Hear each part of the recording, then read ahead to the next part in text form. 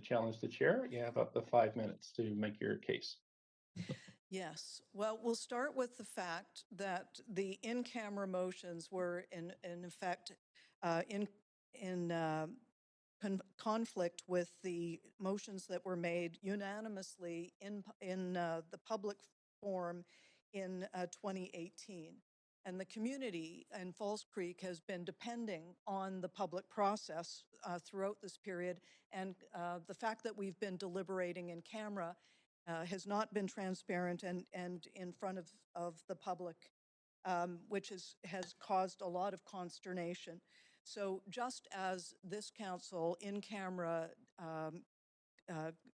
made decisions that conflicted with what were done in the public in the resolutions of 2018, so too are we in a position to supersede those in-camera decisions that were made here at this time.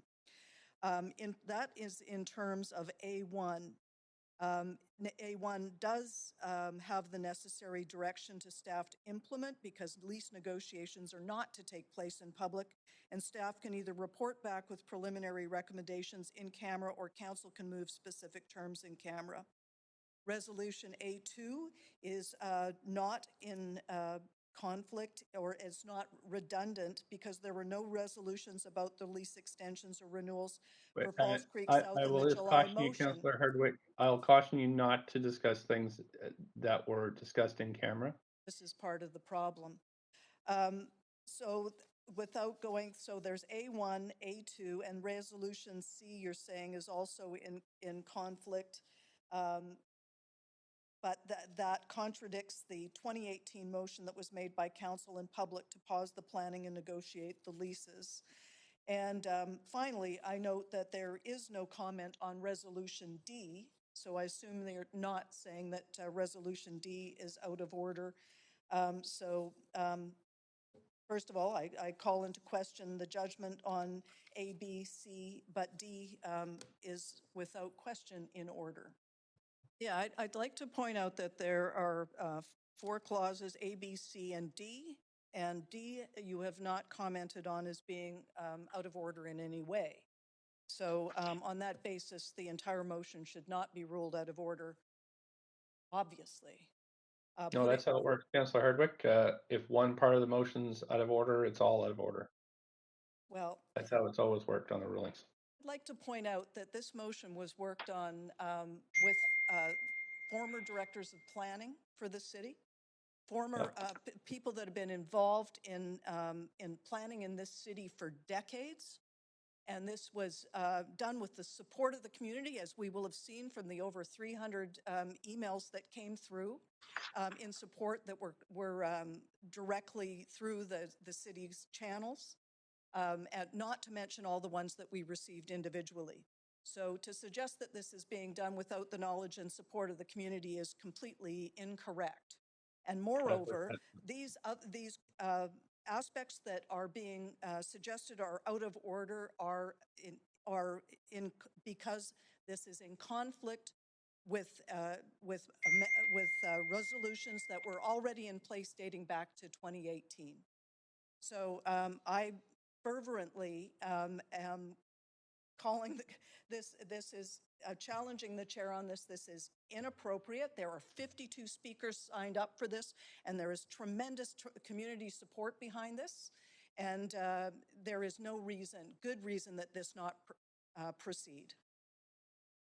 Thank you. Councillor Carr? Yes, I'm going to sustain the chair and the ruling of the chair, and I sustain it because I do believe this is out of order, which is why I called the point. It would be out of order just even on the one point that it replicates a decision already made and in good standing on the co-op lease extensions. However, in terms of the other matter, other matters and other points, it's very difficult for us to talk about details because so much of the discussion has been in camera. However, what I find reprehensible is that we all knew as council that this was coming to our next council meeting.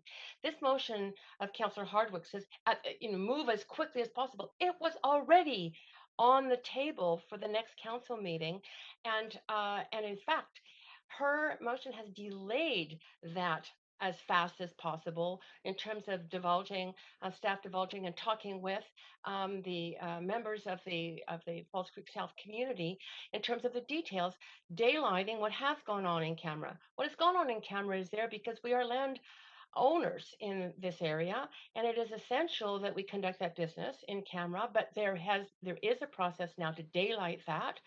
It has been already scheduled, and therefore is prudent to move forward. I completely regret that people have signed up for this, but that is not the fault of the mayor's ruling. That is the fault of a councillor that put forward a motion knowing that they had 1 week to wait, or 2 weeks, I guess, 1 week and a half to wait, and everybody would have the same information. It's extraordinarily hard for us to deal with all the speakers knowing everything we know is in camera. It's not daylighted, so we can't answer those questions, neither can staff. Very, very difficult process right now. And I hope every single person signed up for this signs up to speak to that October 21st report, because that's when we'll all have the same information and can debate this in public. Thank you, Councillor Hardwick, you have about 50 seconds left. What is reprehensible is the position that we are in here today, that the will of the people of Falls Creek should be put aside because of in-camera deliberations of this council. I take fundamental offense to that characterization. This was driven by the people and the community, not this councillor. That is offensive, and I take personal offense. Enough of this.